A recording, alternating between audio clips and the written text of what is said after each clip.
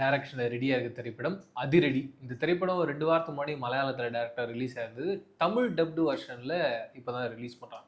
நான் மலையாளத்துலேயும் இந்த படத்தை பார்த்துருந்தேன், இப்போ தமிழ்லையும் பார்த்தேன். 2 வெர்ஷன்லேயும் எனக்கு என்னென்னா, இந்த படம் மலையாளத்தில் பார்க்கும்போதும் சரி, தமிழில் பார்க்கும்போதும் சரி, அந்த காமெடி அப்படின்றது தான் இந்த படத்தோட மெயின் கோர்.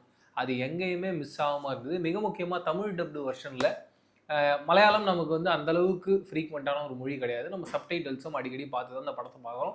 அப்போவே அந்த படம் பயங்கர ஃபன்னாக இருந்தது. தமிழ் டப்பில் இன்னும் வயிறு குலுங்க சிரித்து பயங்கரமாக என்ஜாய் பண்ணுற மாதிரி இந்த படத்தை இந்த டீம் பண்ணியிருக்காங்க.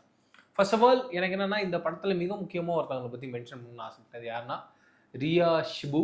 அதுக்கு ரீசன் என்னென்னா, அவங்க நடிக்கிற படம்லாம் ஒரு பக்கம் ஹிட் ஆகுது, இன்னொரு பக்கம் அவங்கள பார்க்கறதுக்காக தான் படத்துக்கு வந்து இந்த படம் ஹிட் ஆகுதா அப்படின்னு ஒரு கேள்வி வருது. அது மட்டும் இல்லாமல் ஒரு கரெக்டான ஒரு ஹீரோயினா, அதுக்கு முன்னாடி ஒரு ப்ரொடியூசராக அவங்க இருக்காங்க. அதன் காரணமாக அவங்க சூஸ் பண்ணுற ஸ்கிரிப்டெல்லாம் ரொம்ப கரெக்டான ஸ்கிரிப்டாக இருக்குது. ஏன்னா இதுக்கு முன்னாடி சர்வம் மாயா அப்படின்ற ஒரு ஸ்கிரிப்டை சூஸ் பண்ணாங்க. அந்த படம் பிளாக் பஸ்டர் ஹிட். அதே வரிசையில் இப்போ இந்த அதிரடியும் இடம் பிடிச்சிருக்கு. இந்த படத்தோடைய hero and producer vessel Joseph, அவருடைய ஆக்டிங்கை பற்றி நம்ம சொல்லவே வேணாம். இந்த படத்துலையும் அந்த கேரக்டராக என்ன வேணுமோ, அந்த கேரக்டராக என்ன பண்ணணுமோ அதை பெஸ்ட்டாக ஒன்று பண்ணியிருந்தாரு. அவருடைய ஆக்டிங் ஒரு பெரிய ஹேட்ஸ் ஆஃப். அண்டு அப்படியே ஆப்போசிட்டில் பார்த்தீங்கன்னா, நம்மளுடைய பயங்கரமான ஒரு வில்லன் டொவினோ தாமஸ். அவர் ஹீரோவாகவும் ரசிக்கலாம், வில்லனாகவும் ரசிக்கலாம். எந்த கேரக்டர் கொடுத்தாலும் அந்த கேரக்டர் நல்லா இருந்தால் நான் மிரட்டுவோம்ப்பா அப்படின்னு ஒன்று இறங்கி ஒன்று பண்ணியிருக்காரு. செகண்ட் ஹாஃப்லலாம் ஒரு போர்ஷனு அவருடைய வில்லத்தனமாக இருந்தால் கூட வயிறு குழுங்க சிறுகிற மாதிரி இந்த படத்தை பண்ணியிருந்தாங்க. அதுக்கு அவருடைய ஆக்டிங் மிகப்பெரிய ஒரு ப்ளஸ்ஸாக அமைஞ்சிருக்கு. எனக்கு இந்த படத்தோட செகண்ட் ஹாஃபை பார்க்கும்போது ரொம்ப பிடிச்சிருந்தது. அதுக்கு ரீசன் என்ன, சுந்தர் சி சாருடைய படங்கள்லாம் நீங்கள் பார்த்தீங்கன்னா, அந்த ப்ரீ கிளைமேக்ஸில் ஆரம்பித்து கிளைமேக்ஸ் வரைக்கும் வயிறு குழுங்க நம்மளை சிரிக்க வச்சுருப்பாங்க. அந்த அளவுக்கு காமெடியை பேக் பண்ணியிருப்பாங்க. பட் அந்த காமெடியெல்லாம் எப்படி இருக்குன்னா, நம்ம ரியல் லைஃப்பில் நடக்காத காமெடியை அவர் எழுதியிருப்பார், அதை நம்பவும் வச்சுருப்பார், அதை நம்ம பார்த்து சிரித்து என்ஜாய் பண்ணுவோம். அப்படி ஒரு ஸ்க்ரீன் பிளே ரைட்டிங் அவர்கிட்ட இருக்கும். பட் இந்த படத்தில் எப்படி இருந்ததுன்னா, அந்த நம்ப முடியாத விஷயத்த நம்ப வைக்கிறாங்களே, இந்த படத்தில் அப்படி இல்லாமல் நம்புற மாதிரியான விஷயங்களை எப்படி காமெடி பண்ண முடியும் அப்படின்ற அந்த பிளாட்டுக்குள்ளே நகர்ந்துருந்தாங்க. அதுதான் சுந்தர் சி சார் படங்கள்லையும் இப்போ அருணுடைய படத்தையும் வித்தியாசப்படுத்தி காட்டியிருக்கிறது தான் நான் பார்க்குறேன். அண்ட் இந்த படத்தில் ஸ்டார் காஸ்ட்டாக ரொம்ப கரெக்டாக இருந்தது. ஏன்னா வினித் ஸ்ரீனிவாசன் அவர் மிக முக்கியமான ஒரு கேரக்டரில் பெர்ஃபார்ம் பண்ணியிருக்காரு. அவருடைய வாய்ஸும் சரி, அவருடைய ஆக்டிங்கும் சரி எனக்கு ரொம்ப பிடிக்கும். இந்த படத்தில் வந்து ஒரு காலேஜை சுற்றி ஓடுற ஒரு சீக்வன்ஸ் இருக்குங்க. அதிலலாம் ஒன்று பண்ணியிருப்பாரு பாருங்க, எப்பா என்ன காமெடின்றீங்க, பயங்கர ஃபன் பிளாஸ்ட்டாக ஒன்று ஒர்க் அவுட் ஆகிருக்கு. அண்ட் இந்த படத்தோட கதை என்னன்னு பார்த்தீங்கன்னா, ஓப்பனிங்கில் ஒரு காலேஜில் ஒரு பயங்கரமான ஒரு செலிப்ரேஷன் நடந்துகிட்டு இருக்கு. எக்ஸாம்பிள், ஒரு காலேஜில் ஒரு கல்ச்சுரல் ஃபங்க்ஷன்ஸ் பயங்கர ஃபேமஸாக இருக்கும். அப்படி இந்த காலேஜோட கல்ச்சுரல் ஃபங்க்ஷன்ஸ் பயங்கர ஃபேமஸாக இருக்குது. அவங்க ஒரு ஆக்சிடென்ட் நடக்குது. அந்த ஆக்சிடென்ட்னால ஒரு 3 பேர் இறந்து போயிடறாங்க. அதுக்கப்புறம் ஒரு சில வருஷங்களாக அந்த காலேஜில் அந்த ஃபங்க்ஷன் நடத்த வேணாம் அப்படின்ற ஒரு முடிவு எடுக்கிறாங்க.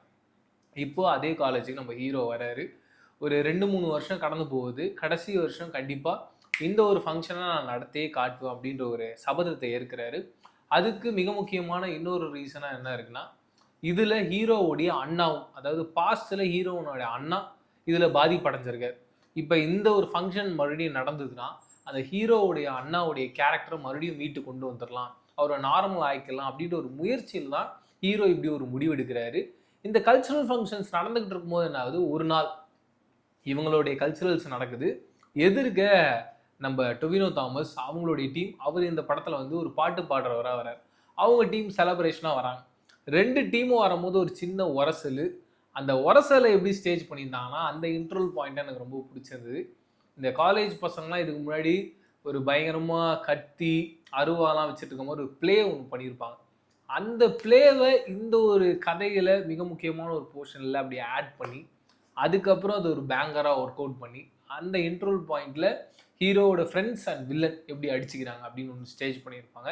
எக்ஸ்ட்ராடனரியாக இருந்தது. இப்போ கான்ஃப்ளிக்ட் என்னன்னா, வில்லன் முடிவு பண்ணுறாரு, இந்த காலேஜில் அந்த ஃபங்க்ஷன் நடக்கவே கூடாது. மிக முக்கியமாக அந்த ஃபங்க்ஷனுக்கு சீஃப் கெஸ்ட்டாக யார் வராங்கன்னா, வினித் ஸ்ரீனிவாசன் பாடகர் வர்றார். அவரை நம்ம தூக்குறோம். அதுக்கு பின்னாடி ஒரு பேக் ஸ்டோரி இருக்குது. அவரை தூக்கி நம்மளுடைய கச்சேரியில் அவரை பாட வைக்கணும் அப்படின்ற ஒரு சபதத்தை ஏற்கிறார். இப்போ அந்த சபதம் நிறைவேறதா, இல்லை ஹீரோ முன்னாடியே எடுத்துடல அவங்க அண்ணனுக்காக இந்த ஒரு பயங்கரமான ஒரு செலிப்ரேஷன் காலேஜில் நடக்கணும், அந்த கல்ச்சுரல்ஸ் நடக்கணும் அப்படின்னு ஆசைப்படுறாரு. அது நடக்குதா இல்லையான்றதான் இந்த படத்தோட கதையாக இருக்குது. அண்டு எனக்கு என்னன்னா இந்த படத்தோட மைனஸாக அமைஞ்சது கண்டிப்பாக படத்தோட ஃபர்ஸ்ட் ஆஃப் நிறைய டைம் இருந்தது. இன்னும் எலாபரேட்டாக கேரக்டர்ஸை பற்றி எக்ஸ்பிளைன் பண்ணிக்கிறேன். எக்ஸாம்பிள், வில்லன் வந்து ஹீரோவை வந்து அட்டாக் பண்ணுறாரு. வில்லன் ஈஸியாக ஹீரோவை அடிச்சிருக்க முடியும், துவம்சம் பண்ணியிருக்கலாம். அந்த ஒரு ஸ்பேஸுக்குள்ளேயே கதையை கொண்டு போகல. அதுக்கு ஒரு கரெக்டான ரீசனை கொடுத்துருக்கலாம். வில்லனுக்கு இன்னும் கரெக்டான ஆர்க்கை கொடுத்துருக்கலாம். அதுக்கு ரீசன் என்னன்னா, வில்லன் ரொம்ப டென்ஷனான காரணம் என்னன்னா, அவங்க ஒய்ஃப் இதில் தாக்கப்படுறாங்க. அதுக்காக தான் அவர் ரொம்ப டென்ஷன் ஆகிறார். அந்த டென்ஷனை அப்படியே ஹோல்ட் பண்ணணும்ல, அதுதானே ஒரு வில்லனுக்கான ஒரு கோர் பாயிண்டாக இருக்கும். அதுலேருந்து மிஸ் ஆகிற அந்த ஒரு தருணம் அது நியாயமாகவும் இல்லை. அதை இவங்க இன்னும் சரி பண்ணியிருக்கலாம்னு தோணுச்சு. அதுக்கான டைம் ஃபர்ஸ்ட் ஆஃப்ல நிறைய இருந்தது. அந்த இடத்த பெரிய அளவில் வேஸ்ட் பண்ணாங்களோன்ற ஒரு எண்ணம் எனக்கு இருந்தது. இந்த போர்ஷன்ஸ்லாம் இன்னும் சரி பண்ணியிருந்தாங்கன்னா நல்லாயிருக்கும். ஓவராலாக இந்த ஃபர்ஸ்ட் ஆஃப் இன்னும் கரெக்டாக பேக் பண்ணியிருந்தா இன்னும் இந்த படம் ஃபர்ஸ்ட் ஆஃபாக எங்கேஜிங்காக அமைஞ்சிருக்கும் அப்படின்றது தோணுச்சு. பட் என்ன இருந்தாலும் அதிரடி டைட்டில் கேட்ட மாதிரி அதிரடியான ஒரு கிளைமேக்ஸோட ரொம்ப சந்தோஷமான ஒரு படம் பார்த்தோம் அப்படின்ற ஒரு திருப்தியோட தான் இந்த படத்தை பார்த்துட்டு நம்ம வெளியில் வரோம். என்ன இருந்தாலும் மலையாள சினிமா அப்படின்னு வரும்பொழுது அவங்க ரொம்ப நேர்த்தியாக ஒரு படம் பண்ணுவாங்க அப்படின்ற ஒரு பாயிண்ட் எப்பயுமே இருக்கும்.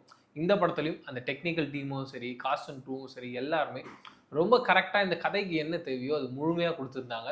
அதுதான் இந்த கதையை எனக்கு தெரிஞ்சு 3 வாரத்துக்கு அப்புறமா தமிழில் ரிலீஸ் ஆகும் போதும் ஒரு நல்ல ஓப்பனிங்கோட, ஒரு நல்ல எதிர்பார்ப்போட இந்த படத்தை ஆடியன்ஸ் பார்க்கணும்னு ஆசைப்படுறதுக்கான மிக முக்கியமான காரணமாக நான் பார்க்குறேன். இதை தாண்டி நீங்கள் அதிரடி படத்தை பார்த்துருந்தீங்களா, பார்க்க போகிறீங்கன்னா உங்களுக்கு இந்த படத்தில் என்னென்ன மாதிரியான விஷயங்கள்லாம் பிடிச்சிருந்தது இல்லைன்றதை கமெண்ட் செக்ஷனில் ஷேர் பண்ணிக்கோங்க. வேறு ஒரு ரிவ்யூவில் சந்திக்கிறேன். அது வரைக்கும் டாடா பை பை. நான் பிரவீன் கேஎஸ்.